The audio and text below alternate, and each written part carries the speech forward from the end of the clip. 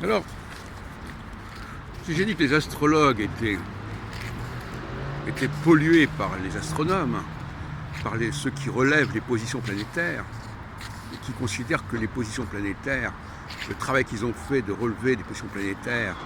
et du nombre de planètes était fondamental, et par conséquent, ils considèrent que les astrologues auraient le plus grand tort de ne pas en tenir compte. Ça, c'est une première erreur, car les astrologues ne doivent pas être à la solde de ceux qui notent laborieusement les positions de telle et telle planète. Mais de la même manière, l'historien des textes, l'historien n'a pas à être non plus à la solde des bibliothécaires et des bibliographes qui notent consciencieusement les positions, les dates des uns et des autres, les références de tel et tel ouvrage, etc. Là aussi, il doit prendre du champ, il doit prendre de la distance, il doit essayer d'apporter une cohérence,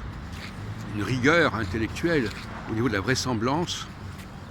Et la vraisemblance, justement, c'est que bien souvent, les dates qui figurent sur les documents, que ce soit des documents manuscrits et même certainement des documents imprimés, sont extrêmement suspectes, doivent être acceptés sous bénéfice d'inventaire. Et nous pouvons noter que ce n'est pas le cas, tant bien souvent,